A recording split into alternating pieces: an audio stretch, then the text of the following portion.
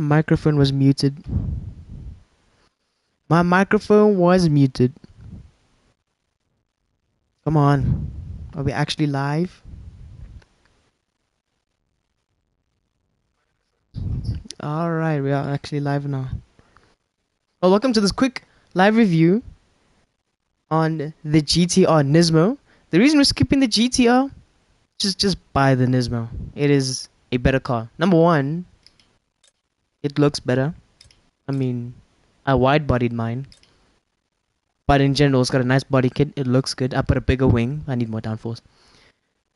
And in general, the setup of the Nismo on the stock level is great. Just better. Stiffer suspension, obviously. Same ride height, which is interesting. Now they did a 37 kilogram ballast car, and it is now 1777. Just I like rounding off numbers. Usually adding a slight ballast to the rear end of a rear wheel drive car or rear wheel driven biased car is beneficial, especially with more downforce. So I have maximum 380 over here and 220 for the front. We have a standard ECU. We have standard turbocharger, no anti-lag. Anti-lag cannot work with the standard ECU. Either need a sports or fully customizable ECU. And we have standard intercooler.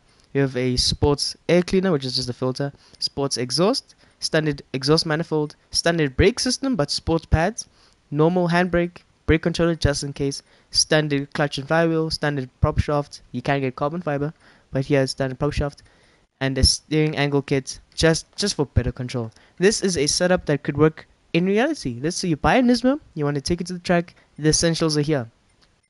Basically, the car is ready for the track. You just maybe want an exhaust for sound, a better filter for more airflow into the engine, and obviously brakes. Brake pads can really change a car, even with the stock setup. Now the GTR is a great car. The Nismo is just much better, even though it in real life it's literally set up that way. And again, it looks better because a wide-bodied mine. It looks great. But this is going to be a quick live review. The previous one was a long one. Had to get in depth with the MG GTR. This one might be half that. I'm hoping for half that. In the end, it's a live stream.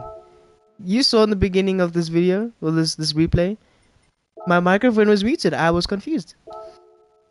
So we're going to do Race of Turbos at Autodrome at the Interlagos. Very nice event. Not too difficult. Some of the cars are much faster. But again, we're driving a Nismo, you know. It's ready for the track. We're ready for this one. And I'm going to make sure the computer's on hard. Now before we start, this car is old. The R35 is old. It debuted in 2007 and unveiled in 2007 as well. And it was in Gran Turismo 5 Prologue. And since Gran Turismo 5 Prologue, it's never left the Gran Turismo series. It's been in every single Gran Turismo game since 5 Prologue, because Prologue released with the car. And honestly, that game was probably made to promote that car.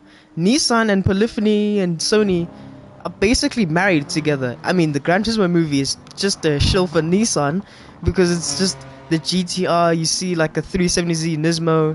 There's some R35 Nismos, R35 standards. It's literally just a shill for Nissan and the game. But honestly, that's how it's been with Nissan and Gran Turismo. It's been like that since, I'm assuming, day one, since Gran Turismo 1 and 2, since the PS1 era. Nissan and Polyphony have been basically married. So this car is old. This is an old car, but I'm glad they still make it. More cars are becoming more electrified, you know, hybridized, partial hybridized, fully electric. I mean, that new Lambo SUV thing is electric. About 1,300 horsepower. That's a lot of power, but I mean, you could have used the Audi V8 or continue with the 5.2.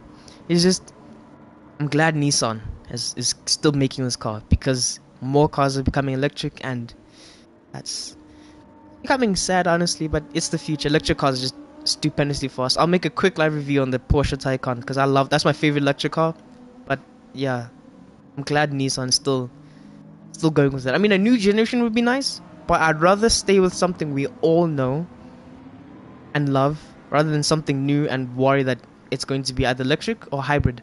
Hybrid is a tricky technology to master, to integrate with the petrol and electric motor. I'm just glad this is just, what is it, 3.8 liter twin turbo V6, lots of power, intelligent four-wheel drive system, transaxle, 6-speed DCT. I'm glad that's all there.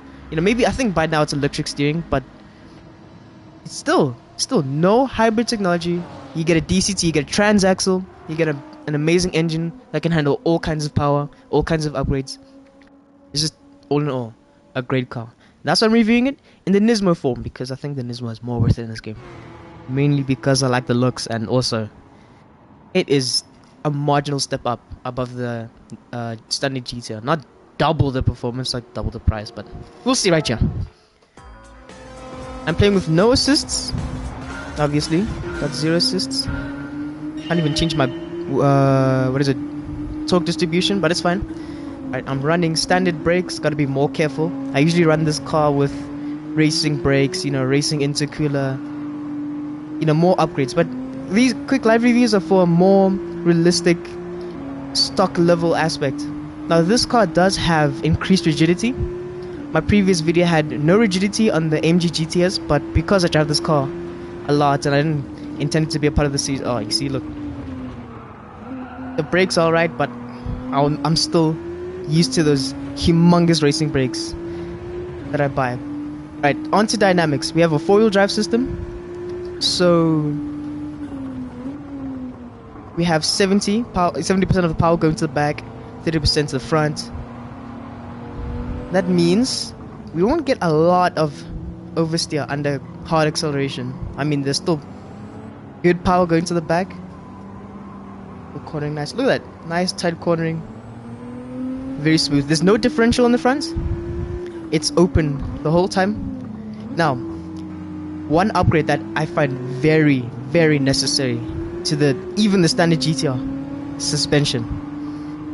Under braking, the rear end gets all loose. It just gets unsettled. So cornering while braking is very difficult. The car will swish around. It becomes a loose tail. As you can see, look at this. Because we got full downforce, grip is insane, and we got the sports tires as well. Look at that. Grip is insane. It sounds good too. Got brake at 150. I don't trust these brakes. I'm too used to the racing brakes, which I also think is a must upgrade, getting racing brakes. But again, this is on the level of, getting the track ready.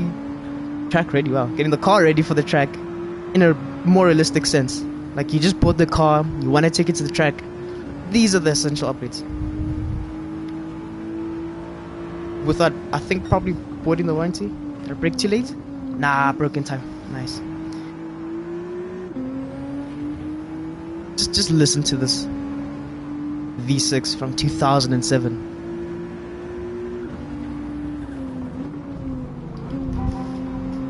It's a good sound.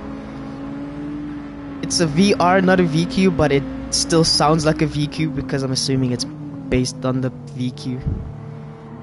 When this car was unveiled in 2007, the 370Z was also unveiled, which is a 3.7 liter V6, a VQ. So I'm assuming they just took that engine, strengthened up, oh my lord, put 0.1 displacement up, so 100 extra cc, stuck 2 fat turbos on it, and efficient turbos for this by the time of 2017. And then we're like, yep, that's the engine. As you can see, that previous corner, horrible.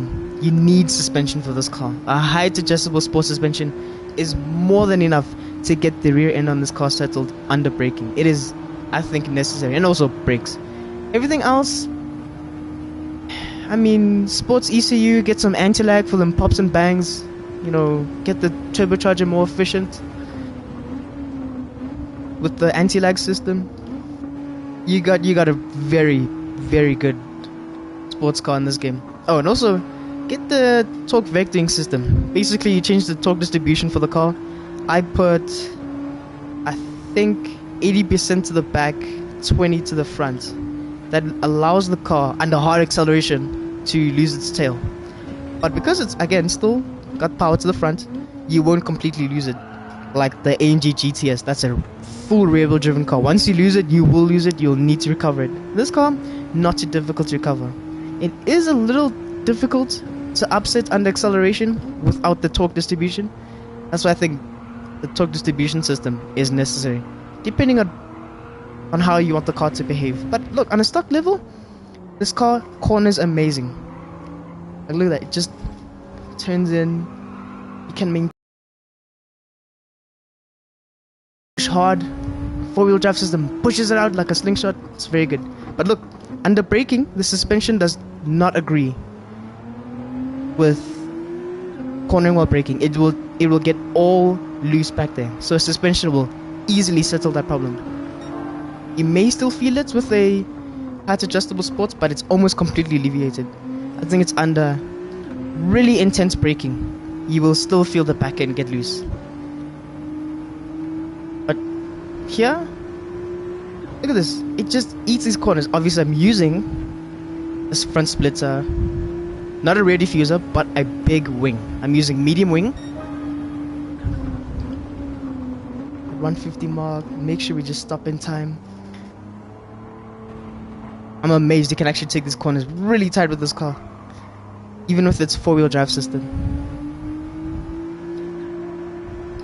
Now there is a rear differential, and the rear differential is electronically controlled in real life, but here in this game it's simulated very static, almost natural. It's just the four-wheel drive system on the stock level is it's a bit too restrictive with back end play. When I jab the throttle, it just shoots out rather than, getting the back end loose.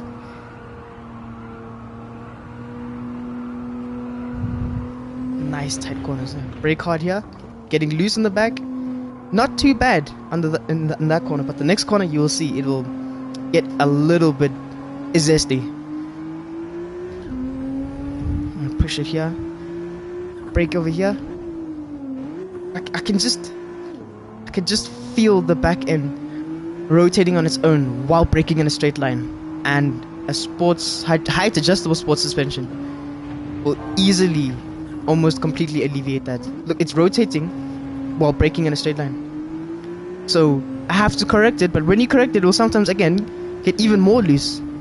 I think that's the biggest problem with the GTRs. Is just under braking you'll feel the back end get loose. And trust me, without a wing on the standard GTR and even on the Nismo, you will lose it under braking. There's just no downforce to keep the back end on the road while braking. You'll either spin out or you will start drifting, which I guess is beneficial for people that want a slidey car, but I want control. When I brake in a straight line, I want to brake in a straight line. When I brake while cornering, I want it to rotate up for me just a little bit. Brake hard here.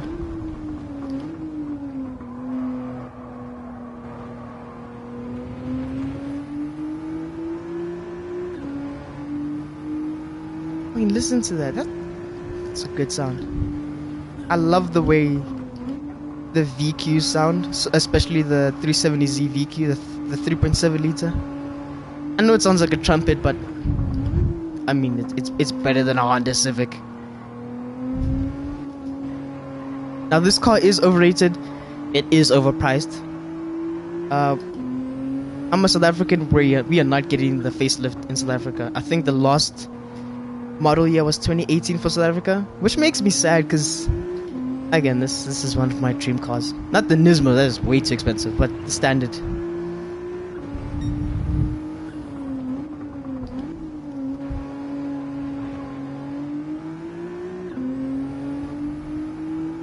Now, if you want to save money and get the standard GTR, not a bad idea. The standard GTR drives very similar to this, but you will feel that it will lose the back end even quicker under braking. The suspension on the standard GTR is a little too playful.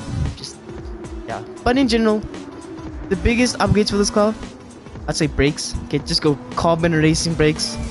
They're worth it. And suspension. Height adjustable suspension or fully customized suspension will alleviate that intense braking, what is it? Intense braking upset, basically. Clean race? No, no clean race. It's fine. I got a bunch of cash. I play this game every day.